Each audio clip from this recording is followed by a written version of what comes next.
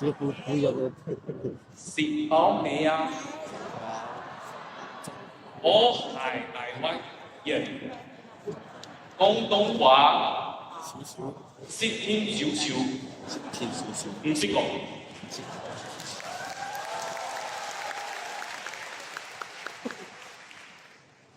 這樣都有掌聲的喎。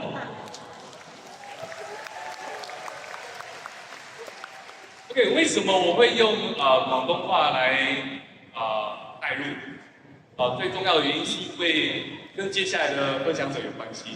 這位講師呢，他在剛剛的過程當中，他覺得用他最擅長的語言來做分享會比較好。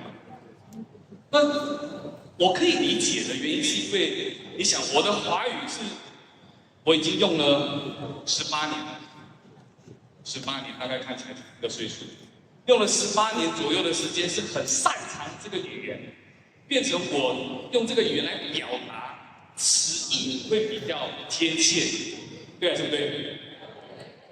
所以我可以理解接下來這位講師為什麼他想要用他最擅長的語言廣東話來分享。所以在座各位，你有看到大屏幕上有一個 QR code， 就是你可以用你的手機連接 Zoom 來進行進去 Zoom 裡面聽。如果你廣東話聽不懂，跟我一樣識聽少少的，你可以進去這個 QR code 裡面去聽。好，那麼在介紹他，我介紹他上來之前，我必須要去詳細的去描述一下這位人物。因為我所待的市場也沒有去過香港這個地方，所以我就問我的夥伴，我打電話問一下我的同事，說：這位領導人大概是什麼樣的一個故事背景？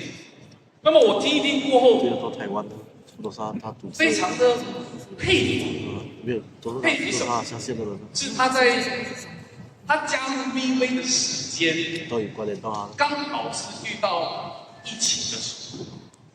那麼你可以想象一下，他原本在香港的酒樓工作20多年，然後你說轉換跑道這件事情，他是需要很大的勇氣來做這件事情，還不止。他轉換跑道過後遇到疫情，然後我的夥伴跟我講，他沒有打退堂，就是沒有放棄，他選擇做線上會議。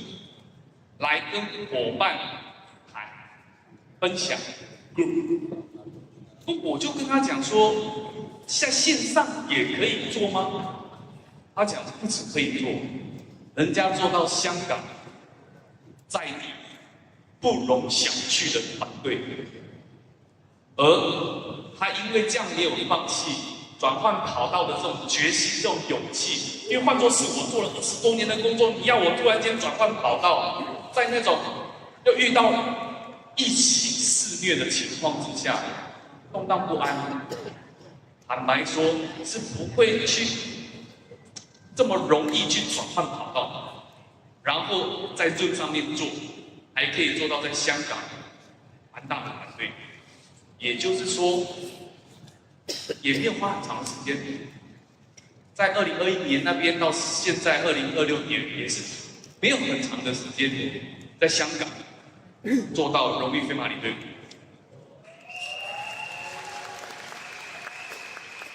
所以，借助你們的雙手，來掌聲歡迎榮譽飛馬領隊吳丹燕。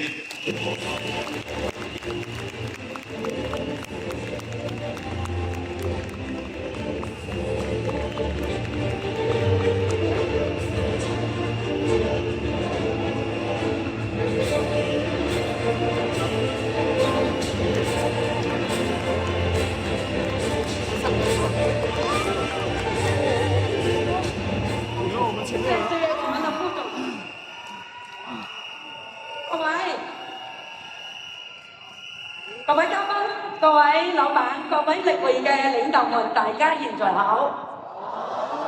食咗早餐係咪？係。咁啊食咗早餐冇眼瞓咯，知唔知啊？知。係咁點解嚟到馬拉我又要用白話呢？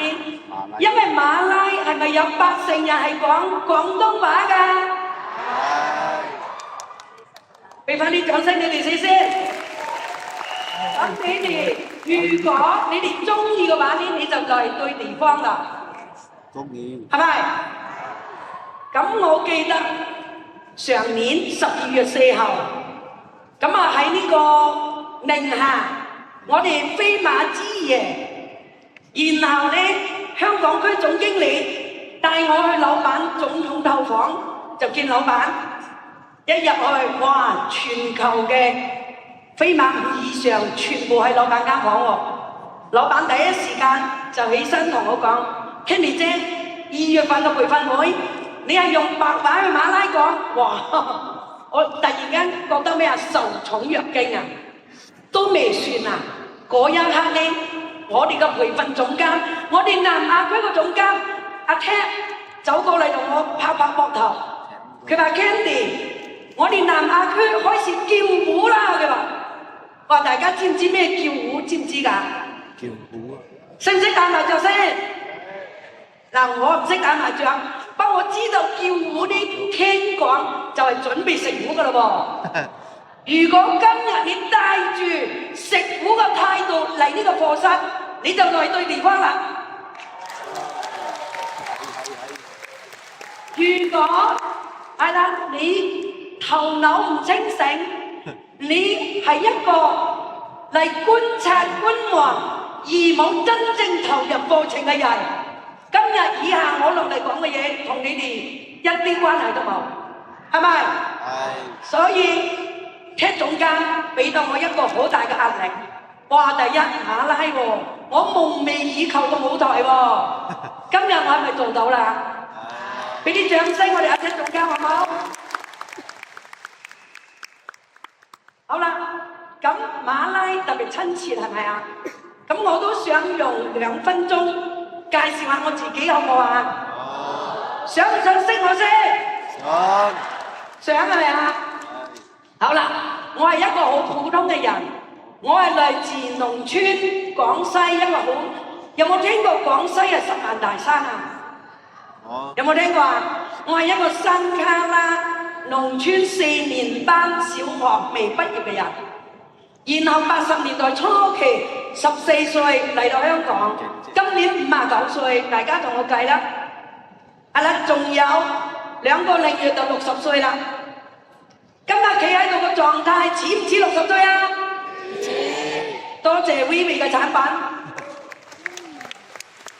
食咗產品呢4年，可以同大家講，我個狀態、我個心態、我個人精氣神，回翻去20年前啦。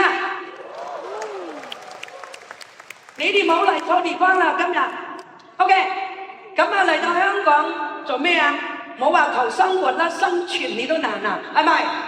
好似我咁樣，書又讀得少，白話又唔正，普通話又唔識講，華語又唔識聽，重點係咩呀？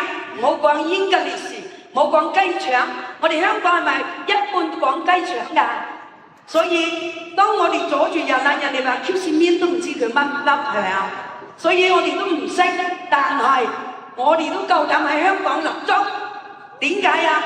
當你窮，你係山卡拉，你係農村，你係耕田出身嘅人，當你去到一個大都市，要唔要改變自己啊？所以喺嗰一刻，我就望咩啊？望成功嘅人，望我姑媽點解咁巴閉？點解佢翻到我鄉下可以園長？以前北流係一個縣嚟嘅，去接待佢。點解市長、省委書記嚟接待佢？點解啊？原來佢係投資咗我鄉下叫華僑大廈，佢就係我一個影子，佢就係我要模仿嘅嘢。所以，但係我冇讀書，我嚟到香港又做咩呢？你個夢想同你要做嘅嘢根本係兩回事，我覺得啱啱？最終咩啊？捧茶壺一捧就捧咗14年。好啦，14年嘅茶樓，俾一個素未謀面嘅人帶我去一間直銷公司。嗰時係2002年，當年我係35歲，去到嗰個環境就似今日差唔多嘅環境。不過個環境咩係一間公司嚟嘅，咁啊喺度講賺錢，人山人海。咁如果我想改變，我係咪要俾好啲嘅態度去聆聽啊？正如你哋今日咁樣，今日你嚟到頭先，我哋第一位講師，今年係咪29歲啊？係。佢勁唔勁啊？勁。梗係勁到跌渣啦！29歲飛馬舞喎，你做俾我睇啊！勁喎。係咪？係。好勁啊！原來我數手指，因為我冇讀書，我唔識數嘅。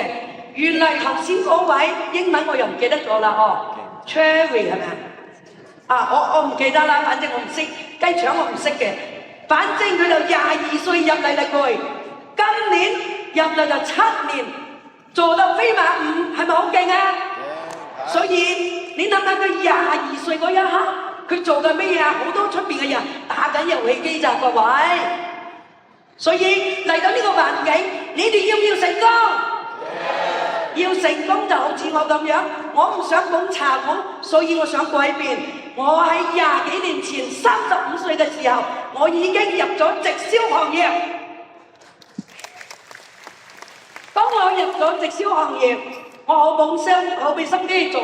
你問我成唔成功啊？係非常之成功，不過不長久。所以以下我落嚟講嘅係咩啊？我個 topic 係咩啊？我個主題係如何成功又長久？大家要唔要？想唔想？係啦，阿 K 總監佢話你哋準備食糊，我睇下以下落嚟我講嘅嘢關唔關你哋事？OK， 咁我哋直接入主題好唔好啊？好。係啊，因為過往我成功，但係唔長久，而我哋嚟到力匯，見到我哋所有嘅前邊嘅所有大領導非常之成功，所以我要保持一個態度去同我團隊去倍增人數、倍增業績、倍增嗰個評價。所以每一個人嚟到力匯，你想成功必須過呢一個8大關。有冇聽過如何成功又長久？係咪有8大關啊？係。大家有冇聽過啊？有聽過？以下我落嚟嘅，睇下與你哋有幾多關係，睇你哋用得着幾多，睇你哋會聽完會唔會好似我咁樣？我係用咗2年時間已經達到飛馬舞。勁咗！我係2022年嘅4月、5月、6月正式打飛馬。我入到嚟力匯，一睇明白2021年嘅10月、11月、12月成為飛馬，準備咪成為孔雀，準備打飛馬嗰一刻，點知疫情5萬宗一日，限聚令2個人，一直都係2個人。點解我會一定要打飛馬？因為我知道，如果你喺一個地區，你唔插旗，你唔有個朵，冇人會拜你；你冇成績，冇人會認識你。如果你喺一間公司，如果你唔成功，係冇人會睇得到你。所以通過呢8大關，令到我6個月上咗飛馬呢個評級。如何成功又長久？人每一位嚟到力匯，嚟到直銷界，唔管你做邊間公司，你過得到呢啲8大關，你就關關難過。你過咗之後，你就一定成為一個輝煌嘅人。OK 嗎？好啦，我哋講一講第一個關，講一講第一個關，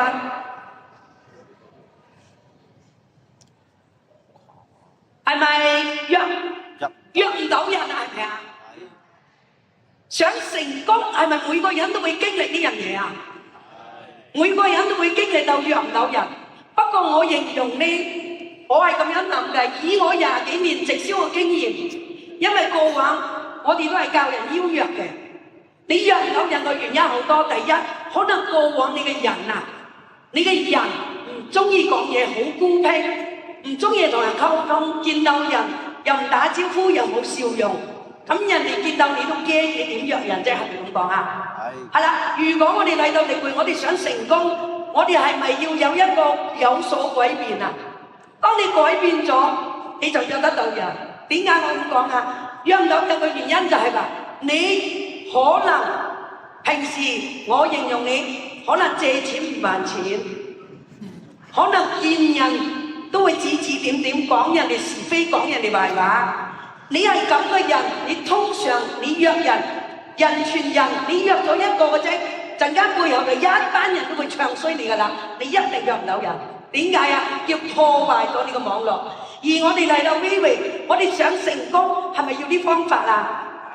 我就以我20幾年前我嘅稱號係一個邀約皇后，去同你講解點樣去約到人，好唔好啊？好啦，我覺得你想約到人，你同我保持每日增值3個人名單，做唔做得到？做得到，你一定有人約。每日同我增值3個人名單，擴闊你個圈子。例如咩嘢叫擴闊圈子啊？係咪有乜會物會嗰啲啊？咩聯誼會啊、茶會啊、咩旅遊會啊，好多免費嘅，你可唔可以去嗰度增值名單啊？去茶樓飲茶可唔可以？去餐廳食嘢可唔可以？擴闊圈子啊，增值名單啊，擺低你個面，各位面子係唔值錢㗎。後邊嘅 partner 聽唔聽到？聽到。後邊嘅 partner 聽唔聽到？聽到。馬拉人聽唔聽到？聽到。聽到揮揮手俾我睇下，俾啲掌聲你哋。咁先係第個人啊嘛，係。我唔想我喺度講，你喺度瞓覺，好唔好？好。我希望大家有所回應，因為我講嘅內容同你哋嘅回應係好有關係啊，各位。如果你有反應好，我放個料就多啲，好唔好啊？好。OK 嗎 ？OK。例如搭火車、搭巴士、搭小巴、坐車、坐飛機，任何一個場面都可以增值名單。你想約得到人，你想約得到人嚟公司，你想約得到人有 case 去傾我哋嘅生意，你必須要同我擴闊你個圈子，必須要放低面子，因為今日你未成功，你個面係唔值錢㗎，各位。你唔成功，你個眼淚更加唔值錢啊！得唔得？得。所以我哋想做到如何成功有長久，必須要擴闊你個圈子，必須要增值你名單，每日同我 keep 住識3個人，然後去聯誼佢，然後就有機會帶上我哋公司每一個活動、每一個會議，包括你團隊嘅會議，得唔得？得。OK， 約唔到人啊，就咁簡單，所以你就好多 case 約㗎啦，好冇？好。好啦。我哋第2關約咗唔嚟有冇啊？有冇啊？俾人放飛機有冇啊？有。係梗係有啦。如果約個個都嚟啊，頭先我哋食嗰啲飯邊個幫我哋煮啊？各位。如果我哋約人就嚟㗎，約每個都成交㗎。我同大家講啊，呢個社會定律係已經亂套㗎啦，冇人會。一約就會一聽到問到你陣處就上嚟，冇可能嘅 ，OK 嘛？ OK。係啊，所以約咗唔嚟嘅原因好多樣。第一，你講嘢唔肯定。第二，即係話你，我撳錯咗啊 ，sorry 啊。約咗唔嚟，係啦，你邀約嘅嗰個次數唔夠。點解啊？你約我1次唔嚟你就放棄，你咪冇咗個飛馬5咯，各位，係咪？係。嗱，講到約咗唔嚟哦，喺2017年2月28號喺尖沙咀星光行地路麥當勞，2017年啊，有一個同我講6胎幹細胞，當其時係第5代，係啦，一個樽圓圓嘅，佢就講。阿 Candy 啊，呢隻嘢好勁啊！佢話好勁啊！我35年嘅便秘感，竟然食咗1樽可以聞到我老婆炒蒜蓉菜心。我哋消費者通常問價錢，唔問價值。我話幾錢先？3400幾，揾鬼買咩？我話搞到我咩啊？佢唔識約我，約到嚟佢唔識講嘢，搞到我喺出邊辛苦咗咁多年。搞到我2021年嘅10月份先接觸翻力回，係咪佢害咗我啊？所以你話約人唔嚟，因為你唔識約，你講嘢唔夠肯定。我問嘅嘢你唔識答我當然唔嚟啦，各位。咁想唔想知道我點樣約到佢嚟啊？Được. 我好多陌生市場，我做力會係重新洗牌嘅。我所有跟過我成功嘅人又好，唔成功嘅人又好，我一個都唔約。因為點解啊？出邊欲哭無淚，嗰啲叫咩啊？資金盤搞得我傷痕累累，冇晒人脈。當我嚟到力會，我想成功，我係一定有我嘅方法去約得到人嘅。想唔想學我咁樣約人啊？想俾啲掌聲嚟聽下先。因為你話約唔到人啊嘛，我而家教你點約好唔好啊？好。好啦，未見過面嘅，就係一個老鄉群，老鄉群即係我係廣西玉林嘅一個老鄉群家嘅，而呢個人呢佢係做保險嘅。我想問大家，做保險佢係咪要揾人？好啦，佢做保險要揾人，然後呢，我做力會，我係咪又有我個目的啊？我哋抱住一個目的，一定要成功，一定要約到人出嚟為止。我每日 keep 住4個人、5個人，甚至最高峰我約咗8個人，唔得的是下一個，唔得的是下一個。你要有我個咁嘅心態，你一定成功又長久。OK， 好啦，咁樣我話，我話老鄉啊，咁你今日呢上晝11點，我聽日11點，我約你係啦食 lunch。我話。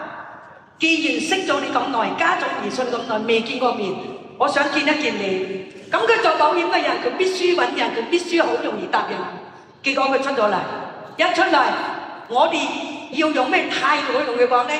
一定係清晰嘅態度，拍住佢膊頭。係啊，你個朋友必須要坐喺你嘅右手邊，呢個就叫橋梁，因為右手先有嚟拍佢啊嘛，係咪啊？當然拍呢，你又要笑住拍啊，各位。話同佢第一次見面，我着咩衫都未知嘅喎，未見過面嘅喎。如果你帶你拍拖佢咪走啊，係咪啊？咁你拍佢又要有力，又要提醒佢，又要佢留低啊，老鄉。哇，見面不如咩啊？係咪啊？聞名不如見面係咪啊？識你2個幾月未見過面，見到你啊，話俾我想象中你係靚女一名嘅喎。我想問大家，約得到佢嚟，你想佢聽？你要唔要成交佢？要唔要留低佢啫？如果你唔講啲好嘢，佢會唔會留低啫？好多人約都唔嚟，肯定唔嚟啦！你講嘢唔肯定，你講嘢都唔肯定，佢點嚟啊？當我約佢，我話嗱幾多點、幾多分、幾多秒，我喺邊間餐廳等你，佢就準時到啦。未見過面嘅都咁容易嚟，就係我主動，我講嘢，因為點解啊？我加一句。嗱，出嚟我講咁多，我請你。首先你要講你請佢，佢係咪唔會放你飛機啊？各位，係，因為你約唔到人嚟啊嘛。但係你冇加下一句你請佢啊嘛。當你講你請佢，佢一定嚟，得唔得？我哋想成功，我哋要唔要大方一啲啊？要唔要啊？所以我講我請佢嚟到啦。所以未見過面嘅，當我一講完呢個產品幾夠力，點樣幫助解決我媽咪疾病點，跟住佢就身上有1000蚊，即時科俾我啦。好唔 OK 啊？所以唔會唔嚟㗎，約咗唔嚟唔會㗎。你講嘢肯定，你講你要請佢食嘢，佢一定嚟，得唔得？OK 嘛？所以累積咩啊？累積你力會國際嘅故事，累積你失敗嘅故事。我哋 NDO 有冇教啊？NDO 2個觀念係咪有教大家啊？累積你成功與失敗嘅故事。我話明咧，你想唔成功唔長久，問我 ，OK？ OK。咁我哋嚟到唔聽，有冇見到啊？呢個樣係咪想攞去後樓梯揼佢啊？係咪？哇！幾乞人憎啊！我同我講，又係傳銷，又係買產品，又係 sell 嘢，我唔鬼做啊！好煩啊！你哋有冇遇到呢啲人？有冇遇到啊？知唔知點解啊？因為你哋唔識借力，因為你哋唔識 keep 波蓋，因為約嚟到會前之前，你哋唔識軟身，唔識 warm up，唔識得 key up 我哋個講師，正如今日咁樣。咁夠力個講師22歲入嚟，29歲飛馬入到國際，咁個榜樣，咁個年輕有為嘅人物人才，你都唔識埋，佢嚟到當然瞓覺啦，各位。所以嚟到唔聽，知唔知啊？但係你識埋我哋今日嗰6位講師，我相信佢要機會嘅人一定會聽，係咪？所以唔管約去乜嘢環境、乜嘢場合，主要你識揭幫佢，你識同佢打底，佢一定態度好好。正如約佢嚟呢個會議，你要同佢講，今日你過嚟上呢個培訓會，我哋利維國際嘅培訓會，呢6位人物，我話俾你聽，你就算聽完佢個會議，唔同佢合作，對你嘅人生都有啟發啊！當你講呢一句嘢，佢係咪打醒12分精神去聽我哋講嘢啊？所以嚟咗唔聽，喺我字典裏邊，只要係阿 Candy 潘邀約嘅，係絕對唔會唔聽嘅。點解啊？因為我要講明係學習，講明係課程，講明係聽產品，所以佢唔會唔聽。唔管咩活動，就要講咩説話，聽唔聽得明啊？我哋舊一批老傳銷，佢話傳銷就傳銷啦，其實我哋係直銷，因為我哋有產品啊嘛，係咪？係啦，我哋老一批直銷人呢，見鬼就講鬼話，見神就講神話，見人就講人話，有冇聽過啊？哇！佢嚟到，咁佢中意鬼嘅，你咪講鬼故俾佢聽咯；佢中意人嘅，你咪講人話俾佢聽咯。佢中意成功，你係咪要講成功例子俾佢聽啊？佢會唔聽，真係你唔識揭幫過啊，各位，得唔得啊？係啊。咁咧借力好緊要，即係嚟咗唔聽，你就要馬上借力。例如我係廣西妹，我係廣西嘅。假如你嚟到香港，你又揾咗個廣西妹，要唔要揾我幫你搞2句佢啊？贈2句嘅得唔得啊？好似我哋香港用樹頭咁樣幫你贈2句就搞掂啦。哇！你跟住個廣西妹勁喎，係咪啊？即係假如你阿頭又廣西嘅，我又廣西嘅，就算唔廣西唔緊要。哇！呢個廣西妹啊，你哋老鄉好勁㗎！你知唔知啊？保利上面嘅隻字都唔識過，但係喺 Biwi 呢度啊冇人唔識佢啊！咁你貼入咗我，你借咗我個力，我係咪俾得到力你啊？如果你唔借我力，你唔俾力我，我點借得到力俾你啊？各位，大家要明借力打力不費力，就係呢個成功開始，得唔得？如果你唔識借力，你講得好臭，講多2年3年都冇人聽你講㗎，得唔得啊？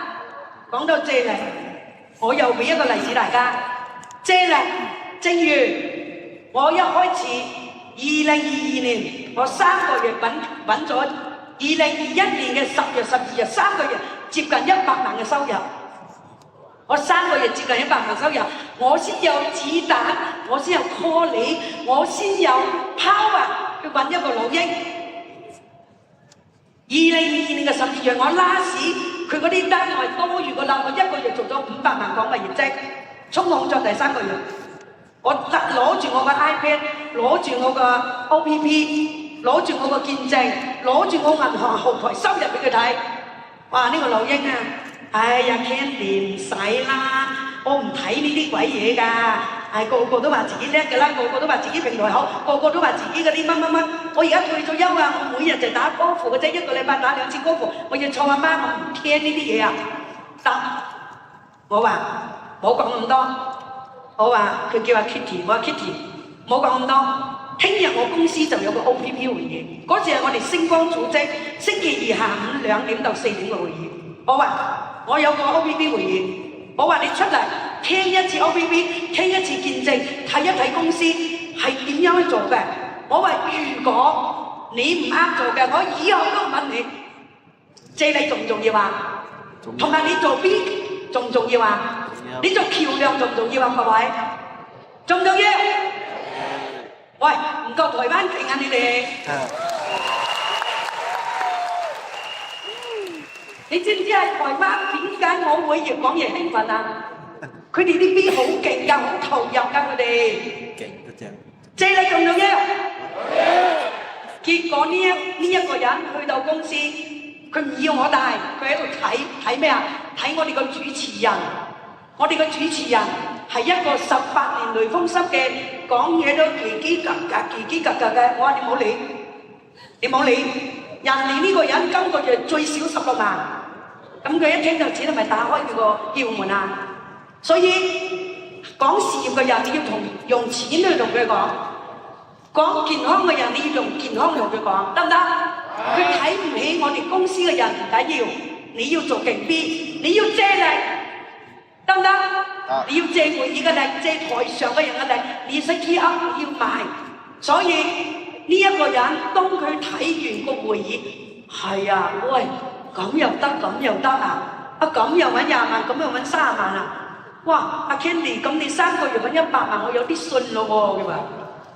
因為以阿 Candy 嘅能力，一日冇做一定，如果做一定要成功，呢個就我，得唔得？係啊，借力，佢個會議嘅力，佢個會場嘅力，你冇你限聚令得20兜油㗎咋，各位。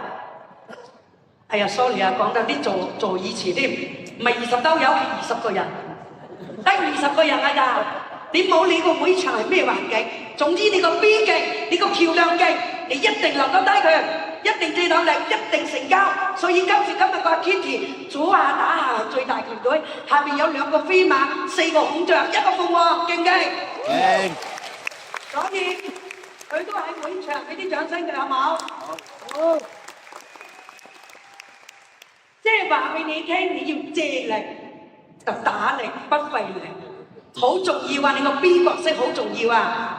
多啲人幫到你，跟住多啲人去幫你傾，咁你係咪容易成交啲啊？各位，借力緊唔緊要？緊要係咪啊？好啦，做咗唔長久，有冇呢啲人啊？有大把啦！我哋舊直銷人一雞死就一雞鳴。以前我入行，我都唔知叫咩叫一雞死一雞鳴。我哋入去啊！我點解呢個團隊好大朋友嘅轉頭唔見咗？嗱，呢啲咪負面啊！做任何行業都係一樣。大家知唔知我哋香港好多老字號個公司都執咗笠啊？點解啊？社會因素咯。做咗唔長久啊？社會因素咯。傳統都要倒閉啦，唔好話直銷，係咪咁講啊？點解啊？你後台唔夠硬，你個團隊唔夠硬，重點係公司唔夠硬，公司做個嘢係幫唔到我哋，咪唔長久咯。但係 Vivi 唔同喎，係咪啊？咁你唔長久嘅原因有乜嘢啊？唔長久嘅原因就係你冇令到你個夥伴融入公司、融入團隊、融入系統，所以佢做得唔長久。因為你 T1唔夠，你冇耐性，你帶得佢唔耐。有啲人你做咗唔長久就係你態度嘅問題，得唔得？因為要檢討你自己點解唔長久，我點解要望失敗者，我點解唔望成功者？我唔係㗎，我20幾年前入直銷行業啊，大把人同我講負面，但係轉頭佢俾銀行人嚟睇，30萬一個月喎，20萬一個月喎，各位，20幾年前喎，2000年初期喎，揾2-3萬一個月喺廁所講負面，講俾邊個聽啊？講俾我聽，我唔聽呢啲㗎。我只有翻去問上司，我話嗰個人點解咁，佢就話，我話佢好串嘅喎，佢話第日你成功你可以串過佢，我就點樣同佢講？我唔會咯，驕兵必敗，我覺得啱啊嘛。點解要驕傲啊？成功少少點解要驕傲啊？問大家，好多人就成功咗就忘記初心，所以佢失敗，所以佢做得唔長久。你要保持初心。啱啱我同我哋個莊新一大領導講。我唔管得問我喺 Vivi 幾成功，哪怕我上咗天龍，哪怕我好似一姐個職位，好似一姐個評級，我都唔會驕傲。點解啊？驕兵必敗。所以好多人做唔成功就係驕傲，當有少少成績，就好似比如力匯國際打造成佢成為一個飛馬又好，鳳凰又好，甚至飛馬幾又好，佢啲就好似哇成個太陽都係佢攞落嚟㗎啦。俾少少溫暖嘅，俾少少陽光佢，佢就當佢係太陽啦。我想問大家多唔多呢啲人？所以佢做得唔長久，啱唔啱？啱。正唔正常？非常之正常。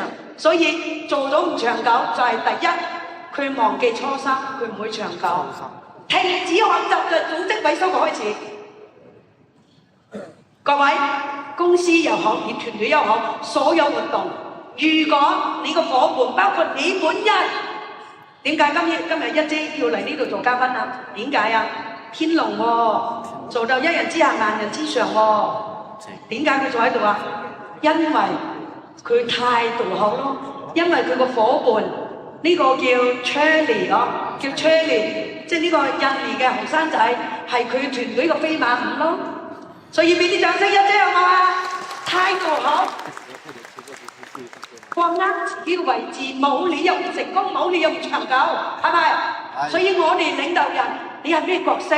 你係鳳凰飛馬孔雀，唔管啲咩角色，我哋想做到成功又長久，必須要態度，好唔好啊？好。OK 嘛？唔會變動，唔會唔長久嘅，融入團隊，融入公司，好啦，長久又唔成功。咁如果呢搭八大關，如果你理解到唔成功唔長久，咁啊長久唔成功嚟緊呢就一定成功又長久。點解會有呢啲詞語出現啊？點解啊？因為出邊唔成功，我唔敢同你講，因為出邊冇呢間公司咁樣嘅老闆，出邊失敗多係正常嘅，好多話直銷難民、傳銷難民、money game難民係好多呢啲啊。但係領會唔到我，領會老闆手把手教你，領會老闆與眾不同。仲要親力親為教你，所以佢唔會唔長久，佢唔會唔成功。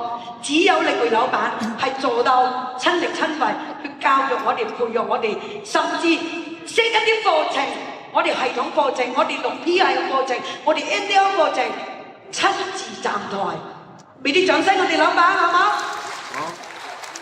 好啦，選擇嚟激發，因為你話成功唔長久啊嘛，係。我哋要選擇被激發，咁啊講到選擇被激發，咁我就會睇一個畫面，就會睇乜嘢呢？就會睇天龍啊！當其時我入嚟未有天龍，我睇馮雨欣啊，因為佢係我哋台灣當其時我啱啱了解、啱啱去睇公司，佢係一個叫攞金鹿獎，亦都係2021年嘅冠軍。我係睇呢一個人，我係睇成功人士，所以我選擇被激發。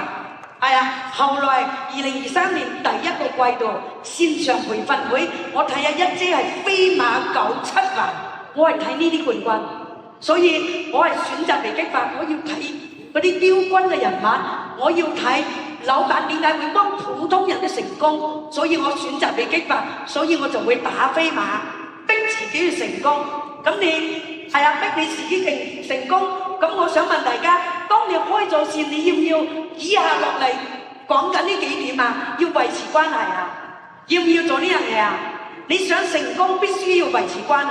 維持關係有好多可以維持嘅。第一咩啊？做人，你做領導人要圓滑啦，你要圓滑啦，呢個第一啦。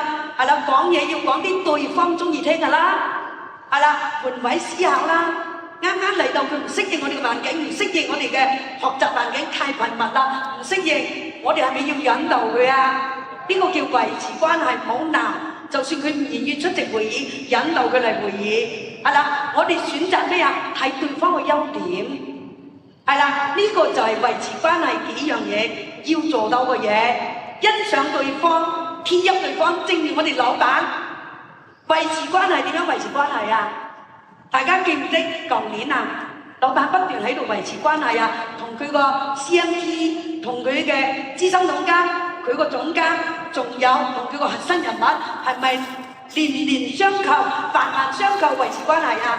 我記得舊年2025年，我哋老闆用咗1個月出動佢個私人飛機，全球飛去邊啊？維持同領導人嘅關係。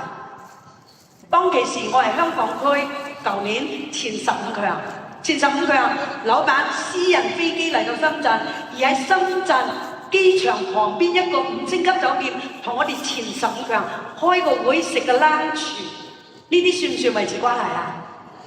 係咪同我哋維持好關係啊？當老闆私人飛機都出動，到最終點啊？坐飛機去廣西，我哋南寧喺一姐家鄉嗰度兜個圈。咁我只有出邊送機，我冇份啊！我揦住心口啊，各位老闆係咪同我哋啲領導人永遠都做？我哋老闆永遠都係邊做到嘅人，同我哋維持關係。當你有咁嘅老闆咁嘅態度，我哋唔做覺得對公司唔住啊！你知唔知啊？係咪？後邊嘅伙伴俾啲掌聲嚟聽下，因為我驚你哋瞓覺啊，各位。你維持好關係，你就會成功又長久。我哋利匯國際一向嘅態度，永遠俾做到嘅人。所以老闆，私人飛機全球用1個月時間見咗總共佢講有超過差唔多60場領導人。老闆得唔得啊？得，梗係得啦，唔得點會1500位飛馬各位？所以你維持好呢個關係，你一定成功又長久。服眾能力，老闆做唔做到啊？我哋嘅領導人做唔做到啊？做唔到唔會做得到飛馬㗎。你想人哋服你，首先你係以身作則，同老闆一樣，不忘初心，乜嘢都親力親為。係啊，你要人哋服你就係先做咗先，做咗先叫下面做。係啦，需要下面叫下面做。你睇下老闆一直都係以德服人。老闆做到咩啊？8個字，講你所做，做你所講。如果你想成功又長久，一位領導人，唔管你今日坐喺下邊係咩角色，啱啱入嚟正想啟動市場嘅人都好啦。如果你令到人哋服你，你必須要以德服人，必須要講你嗰頭就要做你嗰頭，講你所做，做你所講。唔會唔成功，得唔得啊？係啊，因為大家坐得喺呢度都係有機會嘅人，係啊，每一個人都係想機會嘅人。既然嚟到，我哋就會改變下自己，選擇改變。咁啊，選擇呢個叫咩啊？喺力匯開始嚟緊打拼佢嘅事業，必須要經歷呢啲以德服人，必須經歷呢啲服眾能力，你就做得大，做得遠，就會成功又長久。OK 嘛？好啦，找到強而有力嘅領導中心，哇！呢樣嘢講到我都有少少想流眼淚啊！點解啊？我未見過，我做咗20幾年直銷，過往嘅直銷，我個團隊叫做有少少人，但我未見過一個老闆20幾年裏邊，呢間係我第3間直銷公司。我過往做一間係台灣嘅，一間係美國嘅，呢間就係新加坡嘅。20幾年裏邊，或者係見到人哋個平台，未見過一個老闆係咁嘅，係咪？強而有力領導嘅中心，我哋嘅老闆最叻嘅係會議啊！大家聽佢個視頻你就知道啦。原來老闆16個人就開始培訓會，堅持培訓會。今日係咪培訓會啊？係咪培訓會啊？係。從來不間斷，每一年。每一個季度，每一次，而今日就係頭先我哋個副總講嘅，今日就係2026年大肯投炮馬來西亞第1場培訓會，第1場重唔重要？第1咁重要，一年之計在於春，第1場好重要。老闆呢個領導中心超勁啦，有16個人，到今日，你諗下2月份6場。重點係咩啊？老闆從來冇停過，有時甚至100場，記唔記得啊？有時甚至100場，2日完成呢個先係重點啊！所以呢個領導中心勁唔勁啊？乜都親力親為，培育人才，係咪？係啊，領導強而有力領導中心，第1公司夠力，第2我哋嘅領導人夠唔夠力啊？大家認唔認得呢張相啊？好多人未見過喎。有冇熟口熟面嘅感覺啊？睇嚟好少人見到呢張相啊，係嘛？表揚大會又係由21個人開始啊，各位。馬拉人、大新腳人有冇啊？檳城人有冇啊？檳城啊，太投入啊，冇感覺啊？喂，你知唔知啊？呢張相啊，有冇見到我哋星光組織創辦人啊？紅紅綠綠馬騮衣服。有冇睇到啊？你諗下嗰時我哋嘅 Mr. Low 係咪啊？我哋個光叔有冇睇到佢企中間啊？矮細粒嗰個就係我哋嘅 Diamond Guinness 嘅月麗姐，有冇睇到啊？哇！佢講咩啊？財富自由，健康快樂。08年到依家佢哋做到未啊？做到健康快樂未啊？做到財富自由未啊？所以佢 Diamond Guinness 佢改個名冇改錯㗎。嗰時我個舅父都未入嚟，阿舅父啊書添啊，親書添都未入嚟啊，各位，係咪？係。所以阿光叔啊，有一個視頻啊，佢話好在我的孩子進來 VV 啊，我現在每個月40萬馬幣，哇，勁唔勁啊？勁！哇，領導中心重唔重要？我哋老闆重唔重要？你望下老闆企後邊㗎，有冇見過一個老闆企後邊㗎？有冇見過啊？所以老闆識做人，識 do 啊，識做嘢啊，所以抵佢成功又長久係咪啊？俾啲掌聲老闆！哇！呢張相我都係問啊，我哋嘅 Kelly 我哋嘅星光組織聯合創辦人 Kelly 俾我㗎，並如飛馬兒，係啊！哇！你望一望呢張咩相嚟㗎？一星㗎各位，一星啊，幾珍貴啊！一星都得到阿拿督笑到見眼唔見眼，一星都得到老闆笑到淨係見隻眼唔見隻眼，係咪？係。老闆識用財，識儲財，識打造人才，係啊！老闆呢個領導中心，第一，我個大領導星光組織創辦人係剪頭髮嘅洗頭仔，喺香港嚟計洗頭仔係最唔識字嘅人，係最冇用嘅人，係最低下階層嘅人。跟住第二就係酒樓妹好低下階層嘅，即係服務生拱到你受起嘅，係俾人睇唔起嘅。喺90年代初期係冇人睇得起我哋做茶樓嘅，洗頭仔都係冇人睇得起嘅，係咪？但係今時今日嚟到公司，你望一望我哋嘅順利。2星啊，各位，2星咋？得到老闆咩啊？支持啊，至感言啊！哇，可以講嘢啊，2星都可以講嘢啊！老闆係咪好叻啊？你望一望老闆企後邊咁樣嘅，有冇睇到啊？你望一望2星都有贈品送上嚟啊，各位，係咪老闆叻啊？領導中心叻啊？打造人才，打造一個84年出世嘅洗頭仔，09年入嚟，25歲入嚟，帶埋家姐82年出世嘅27歲入嚟，叫做09年10幾年前，阿 Kelly 同埋阿順利爺爺兩個人呢就似40幾歲，但係10幾年後，依家調翻轉似27歲，似25歲，產品夠唔夠力啊？係咪？所以我哋個領導中心勁唔勁？你睇下15位飛馬，我哋喊啊！你知唔知啊？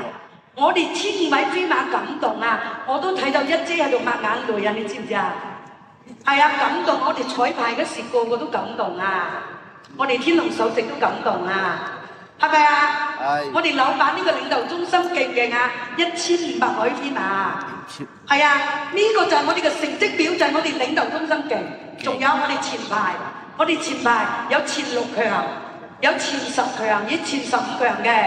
例如我哋財哥，我哋 Alex， 係咪？記得名就講，唔記得名講好啊。因為你知啦，我又唔識字，跟住讀書又少，記性又差，係咪？仲有我哋小白，飛馬7一環，勁唔勁啊？勁！佢唔勁都唔得啊！知唔知點解啊？佢太太咁勁啊！佢唔勁點得啊，各位，係咪？飛馬7一環，仲有隔離個位啲古惑仔，係啊，我係佢古惑仔。哇，細個做生意嘅，以往好成功嘅 Victor 丹，係咪？你睇下呢啲領導中心勁唔勁啊？好勁啊！佢做手機批發㗎，佢喺我哋香港分享，佢話佢做手機係每年做緊1個億新加坡幣嘅營業額。聽我哋老闆講完4個鐘頭嘅制度。將佢20間店一解除晒，結束晒，全力做領匯。呢啲領導中心勁唔勁啊？梗係勁啦！下邊有天龍首席喎，下邊有咁多喎，所有領匯嘅飛馬，講真啦，幾乎佔咗1半係俾佢單㗎，勁唔勁啊？俾啲掌聲響我啊！跟住我個大表哥，唔知點解你落領匯咁鬼多親戚嘅？Sorry 啊，第一位係邊位啊？阿 Kim 係咪啊？跟住阿財哥，我哋阿力士教起個位，我哋嘅，我都係我親戚嚟嘅，叫咩名啊？哦，唔緊要，最緊要知道係親戚 ，OK， 知道係親戚得啦。好啦，跟住大表哥嗰種火咧，我話俾大家聽，係語音嗰種溫柔。阿馮語音呢嗰個叫咩啊？溫柔打謝到我，而大表哥嗰種火咧，哇，撻着咗我。阿大表哥講咩啊？佢話我棟住拐杖，我都要上天龍受席。嗰時冇講太虛嘅嘛，嗰時冇講太虛嘅。佢話我棟住拐杖，我都要上到天龍受席。哇！我心諗呢個乜水嚟㗎？後尾我啲領導人講，我哋精啲講，大表哥啊負債累嚟㗎，做到周街欠債㗎，做到買奶粉俾仔女食都冇錢㗎。我嚇咁都成功啊？唔得，我係一個直銷柳英，冇理由輸蝕俾大表哥嘅，係咪？所以呢啲係活動嚟㗎，呢啲領導中心勁唔勁先？係咪？跟住阿江新業。哇！去到香港我好驚啊！一去到香港，哇！賣馬原來有人同我爭食㗎，有人同我搶生意㗎喎，係咪啊？但係佢人好好，因為佢講阿莊新姨去到我哋沙樓分享，去到我哋香港區分享，佢話大家好才是真的好。係啊，跟住我哋莊新姨和藹可親。我哋莊新姨去到俾我哋糖果團隊，俾我哋星光組織糖果團隊好大能量。佢第一次去到我哋嘅30樓，佢狂俾力我。莊新姨喺呢度鄭重多謝你。點解要多謝你啊？因為你俾好大我力啊！因為嗰時我係飛馬兒咋，佢狂俾力我，所以呢個都係我動力。所以我哋啲領導中心係咪做到大愛無疆啊？係咪？係。跟住由呢邊開始，我個鬼阿爺，我超時一講晒，我超時㗎啦。我阿爺洗頭仔喺線上咋，喺線上見到佢咋，話飛馬山，哇洗頭仔喎，都咁成功，唔得，我要超越佢，係咪啊？係。冇介意，因為點解啊？直銷係可以超越㗎嘛。講真啦，各位，我提醒嗰啲好鳳凰啊、孔雀啊、飛馬啊，如果唔超越啊，鬼同你做咩？我覺得啱唔啱啊？啱。所以各位後面啲老闆、後面啲嘉賓，你要超越我，你要超越邊出單，你要超越欣姐。我哋老闆講嘅，嚟到領會嘅人揾最多錢嗰個未出現啊！你哋要唔要？係嘛？係啦。真係有佢個陪同，每一場嘅高峰會議有阿爺個陪同，先有我今日個 Candy Pan，先有我榮譽飛馬5，俾啲掌聲佢好唔好啊？係啦，跟住呢，我哋隔離嗰位四眼仔，係啊，我大領導，我唔知乜水唔緊要，反正我就想快啲過，點解啊？快啲過我咪準時結束啊，係咪？跟住到我嘅榮譽飛馬5一環阿 Jenny。一個電話我即刻打飛馬，所以領導中心重唔重要？重要。嗰個電話語音電話嘅時間到今日都未使啊，4年啦，到而家都未使啊，就係2022年嘅，未夠4年，嗰時係1月份，係啱啱4年，而家係2月啦，4年。Candy， 如果你有6條線行喺力匯國際，如果你有6條線行。主要保持行嘅4年，你可以買上西半山。大家知唔知西半山嘅樓幾多啊？4000萬一個單位，2房1廳。得，我就打飛馬。領導中心強都要我相信先得㗎，各位，係咪？係。俾啲掌聲，謝你哋。係啊，隔離嗰個舅父唔使講啦，舅父啊，柳英嚟㗎，20幾年前傳銷柳英啊，知唔知啊？係啦，我係聽一個視頻聽到㗎。但係佢家姐想影響佢落嚟，好難影響嘅，係啦。跟住阿舅父而家團隊大唔大啊？梗係大啦，飛馬5幾萬喎，我都追緊佢個業績，追緊佢個收入，追緊佢嚟緊做國際啊！我，好唔好，舅父？係啦，多啲親戚好啊，知唔知點解啊？多啲人幫忙啊！好啦，佢家姐就係我哋嘅祖宗，就係我哋Diamond Galaxy嘅祖宗，係啦。有佢嘅帶領，有佢個陪同，有佢嘅愛戴糖果團隊先做到香港人數數一數二，俾啲掌聲啊！一呢隻，跟住蝦籤勁唔勁？哇！1983年09年29歲入嚟領會，做到1年冠軍啊，梗係勁啦，各位！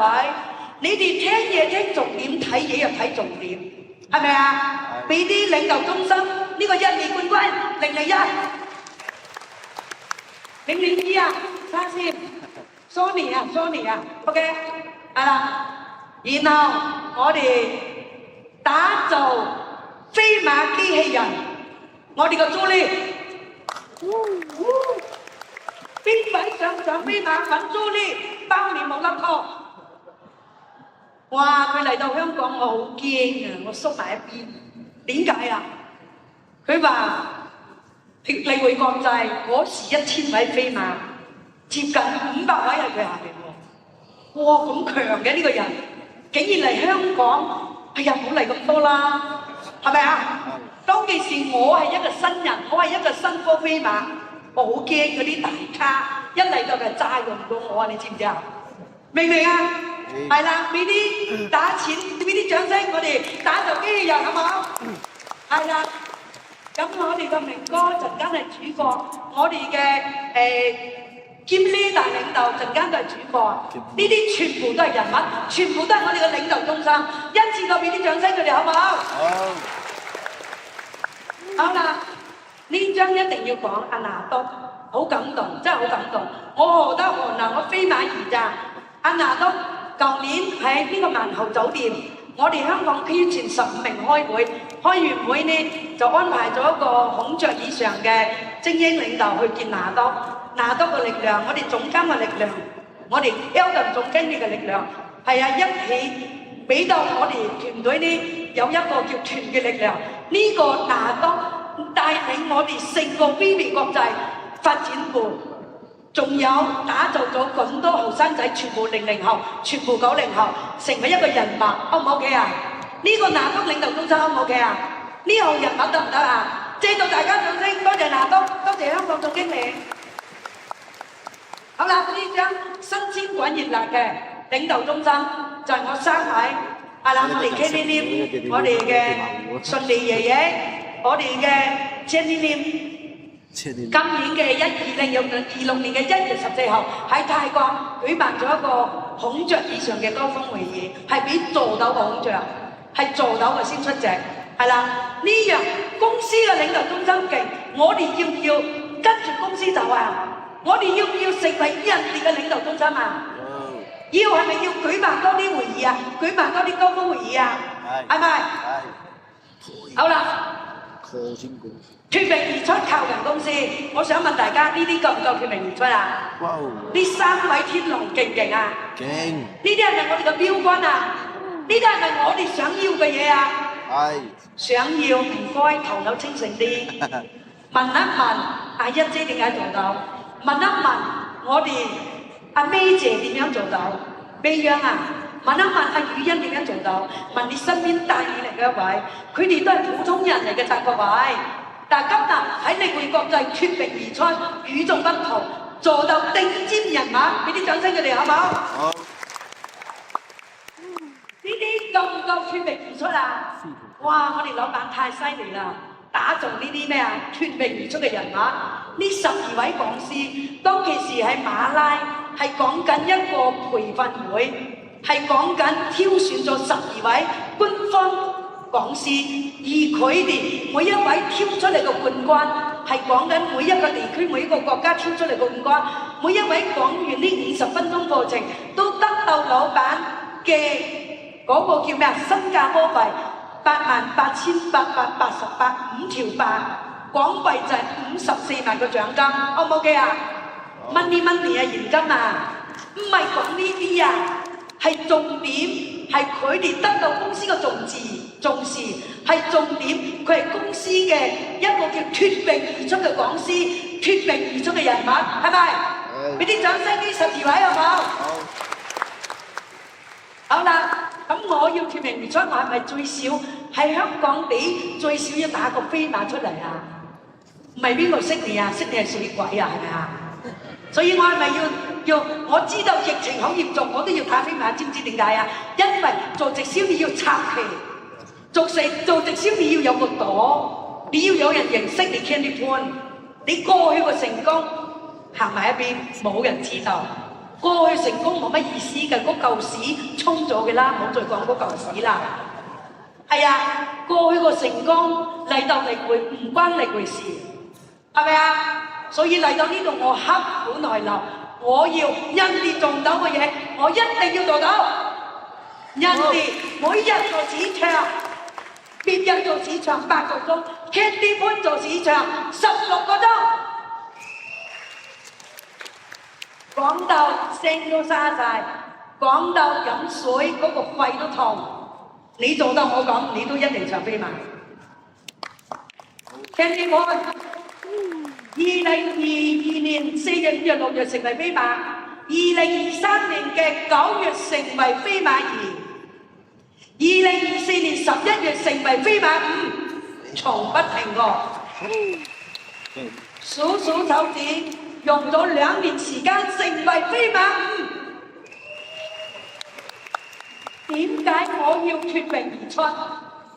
因為2022年1月1，2022年10月1號喺馬拉亞洲嗰個叫國家體育館10萬人表人會，我想同老闆影相，頂住個肺啊！出頂你嘅肺。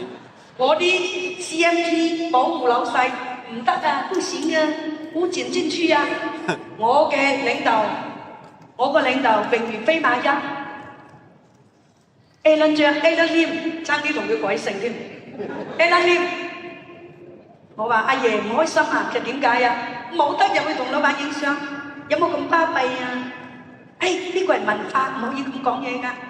佢話我話但係我咁辛苦上到飛馬，疫情喎限聚令2個人喎，冇得出街食飯，我都要死線上，我都要上飛馬，上到嚟竟然同老闆影張相唔得，我係咪詐人啊？但我哋嘅阿爺好識貼音 ，Candy 唔使驚，你上飛馬5你就靠近老闆，所以我係咪做到啦？係。我用2年做到飛馬5 ，OK。好啦，脫穎而出。嗱呢一張相咧就係舊年，各位脫穎而出啊嘛！舊年7月5號喺我哋香港呢個叫咩館啊？灣仔會展中心。香港灣仔同埋亞博係一個名牌嚟嘅，係咪一個名片嚟嘅？各位，而我點解着黑色衫啊？因為佢表揚飛馬4以下，咁我下面有7個飛馬。加埋我係咪8個啊？係咪？咁我哋個阿爺啊嘛，係嘛？同我哋影呢張相，即係我哋公司咁多標杆人物做到脫穎而出，我哋糖果團隊要唔要脫穎而出啊？係啊，所以我會跟緊公司腳步做到脫穎而出，俾啲掌聲我團隊好唔好？好啦，超大氧氣扇頭先講晒㗎啦，超大氧氣扇。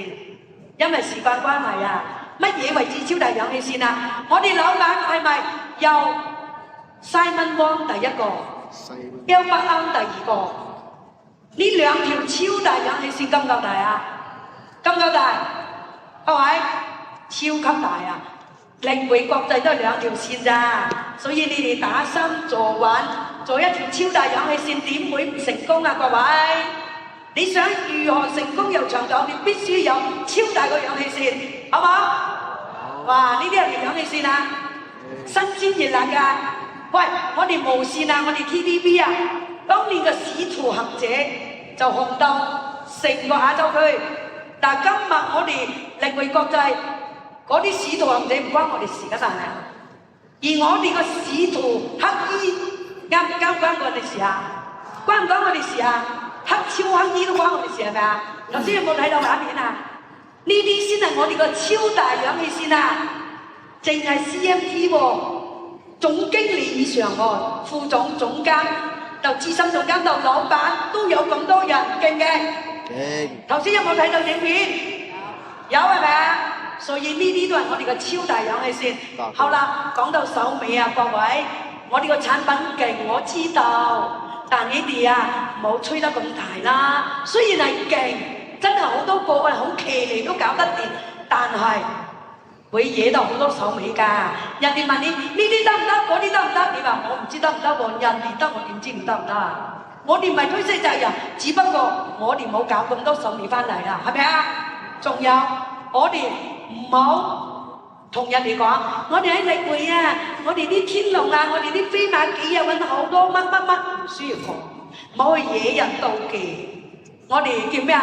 門聲發大財，普通話叫蚊生花大財，係咪聽過啊？我哋要低調做人，得唔得啊？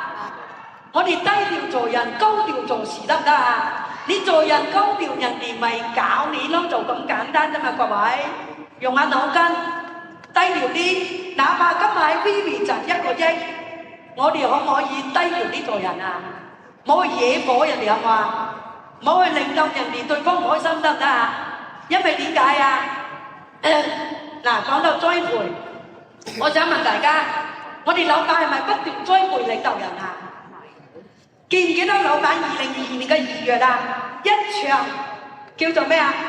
呢個叫我哋新加坡總部開幕，老闆用咗19個小時，當時1000位飛馬挑選600位飛馬出席，而其中一個係小妹我，600位其中一個係我。老闆栽培領導人用19個小時，而重點係呢600位飛馬10日之後喺各個地區用咗2日完成100場嘅培訓會，係咪多咗600位領導人啊？老闆夠唔夠力啊？俾啲掌聲老闆啦！所以你要培育領導人，你必須有你團隊嘅組訓，必須要搞你團隊嘅訓練，1星2星、1星2星3星嘅訓練。個會議係而去俾佢哋講，要培育我哋嘅領導人出嚟，所有活動要叫領導人識去做，嗰啲先叫領導人。領導人啊，乜都識做嘅 ，OPP 識講，產品識講，制度識講，重點係搞會議都識搞。會議嘅分順，會議嘅嗰個叫活動，樣樣精通就叫領導人。我呢個領導人唔要你識字，唔限年紀，主要你態度好，你肯謙卑學習，你肯願意做，有結果，係咪？一定咁噶啦，一定有結果噶啦。點解啊？態度好，結果一定嚟，得唔得啊？係啊，高調咪惹嚟麻煩咯。點解啊？因為你個朋友想你好，但係佢唔想好過你啊。多唔多呢啲人啊？出邊多唔多？出邊周街呢啲人啊，啊個死八婆啊，咁巴閉就揾啲嘢講下你是非，有冇呢啲人啊？出邊好多小人㗎，所以都係頭先講嘅咪手尾嗰啲差唔多啦，冇惹到人哋發火啦，好唔好啊？係啦，所以你個朋友一定唔會想你好過佢。好多人唔係啫，朋友嚟㗎嘛，因為點解啊？環境就係結果，佢冇嚟到我哋力會個環境，佢唔明，佢冇身兼百戰，佢冇開拓市場，佢冇去過一關又過一關嘅頭先個8個關，所以佢唔知道對方真係唔想你好嘅，得唔得啊？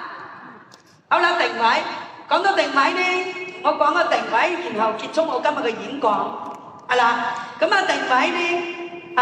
講一個故事，大家聽唔聽故事啊？要唔要？好啦，又係故事，又係真人真事。我哋農村係咪好窮㗎？我隔離屋有個即係叫老兄啦，唐大佬啦，係啦，屋企非常之窮，窮到呢叫做咩啊？今日未知聽日嘅柴米油鹽。係啦，但係有一日佢中咗彩票喎，咁佢中咗彩票呢，佢就係去省城嗰度呢，就買咗1袋2袋一大抽嘅餸啊，同埋一個鮑參翅肚雞湯包皮，打電話叫咗10個8個10零個人去佢屋企準備開餐，一翻落去死咯，抹到都冇點算啊！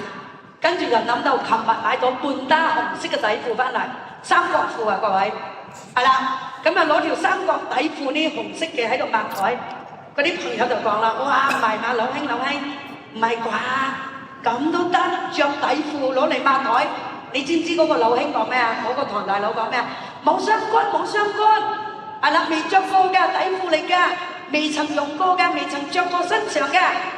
哇！抹完啲冇嘢倒嗰啲湯點算啊？又諗到琴日買底褲之餘，又買咗個痰罐，而個痰罐未用過，一次都未用過嘅。然後呢，佢就攞個痰罐一擺上台，哇！佢倒嗰啲湯落個痰罐喎。我想問大家，痰罐係要嚟做咩㗎？係咪老人家放床頭攣痰㗎？係咪老人家前列腺有問題屙尿㗎？係咪我哋細個嘅時候，啲 BB 坐落去 BB 架，即係嗰個大便啊，嗰啲啊，痰罐係咪要嚟咁用㗎？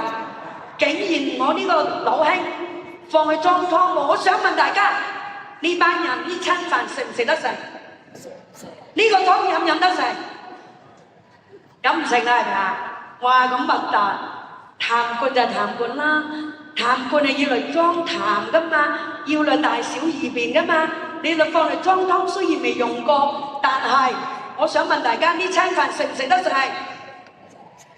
反應咁慢嘅，反應咁慢啊！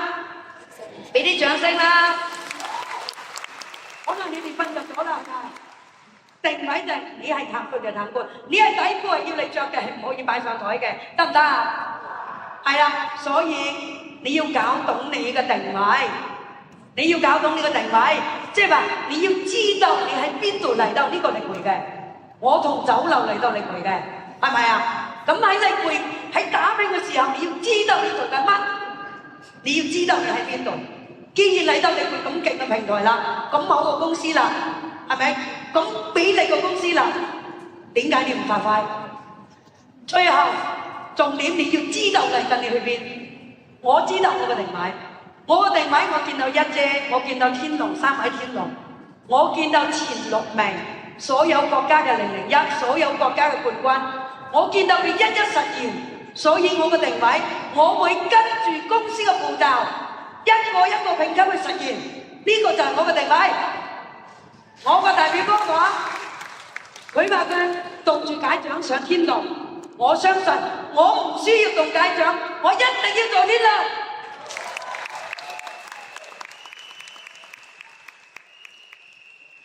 因為領域個產品夠力，我唔需要動戒掌，我相信未來我話10年啦，應該6、7年後一啫，因為你後生我咁多係咪？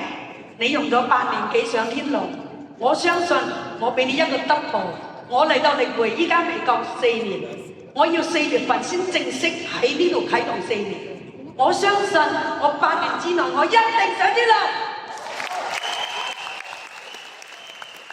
呢個就係我定位，因為我睇到前面就係我嘅希望，我睇到前面嘅氧氣線就係我希望，因為佢哋唔管你同佢有冇關係，各位，正如唔同你同 Candy 杯有冇關係，我唔理，總之你係力匯人，我就一定幫大家，得唔得？所以我哋力匯就做到呢個文化，係啊，所以我個定位清晰嚟緊，係啊，我今日尾聲啦。咁我哋祝大家，祝我哋力匯國際係啦，2026年一馬當先，各位身體健康，係啦，心想事成。今日分享咁多，多謝大家。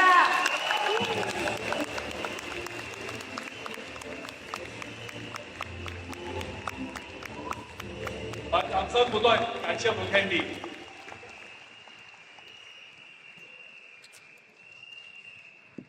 哇 ，Candy 的分享哦。好勁啊！好勁啊！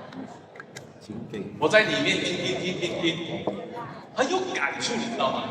因為你可以從他的分享裡面，當然我是很有感觸的地方在於，你聽他的分享是真情流露的，但你又會感覺到是興奮，可是你又害怕，害怕什麼？你很害怕他會不會分享到一半突然沒有氣？就是求好心切。我必須說一件事情是，他剛剛的分享的所有的內容，他的表達求好心切到那种，我可以感觉到他的分享很像一个人，大家耳熟能详的，很熟悉，很像拿督，就是那种错了，是拿多。他感受到的那种真心实意的东西，想要分享给你。但他伟大的地方在于，他用这种接近快断气的这种节奏，一次过分享完，在50分钟内来表达给在座的各位。不过关键是，真正在这里，大多数不属于他的团队，而他这种无私，真的给他一个掌声。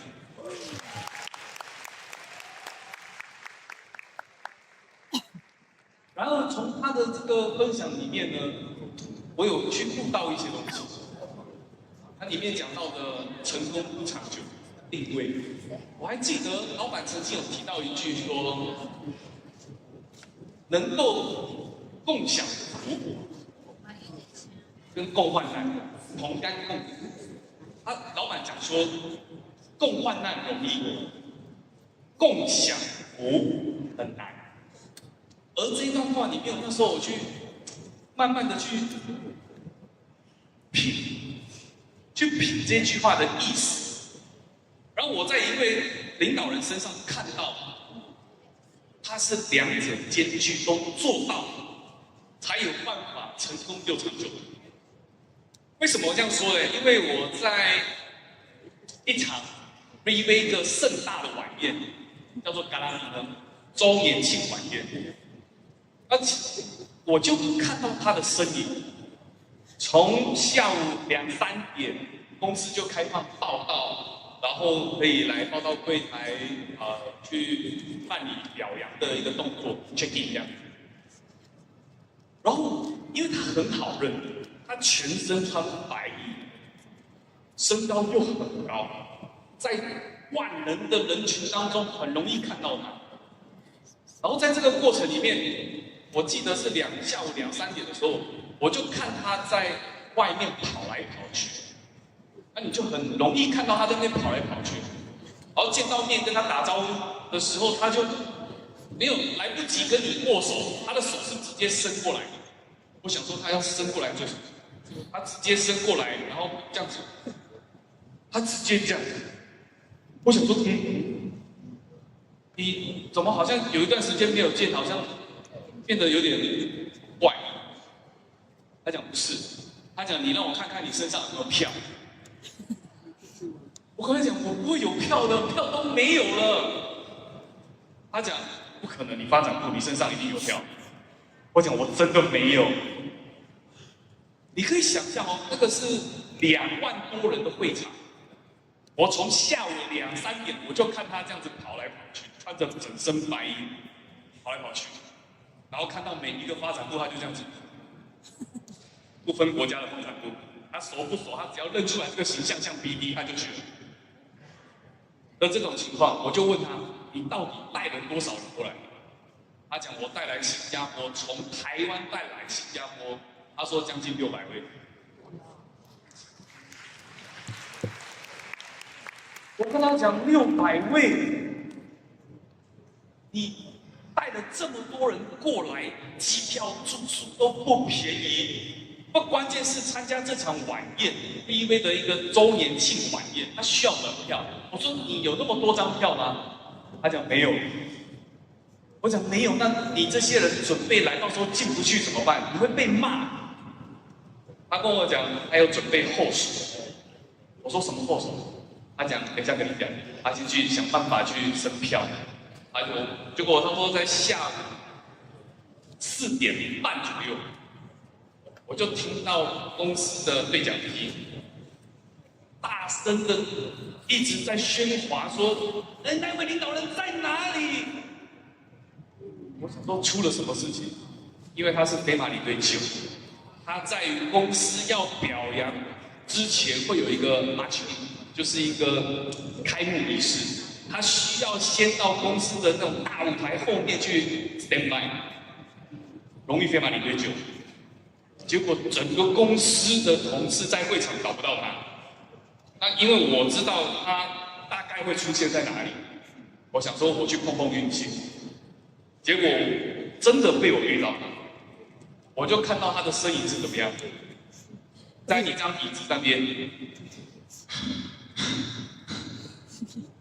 他很喘，整身白，不要紧，我看他的脸整个白，我就问他，你从刚刚2点去找票，跑来跑去，跑到现在，他讲对。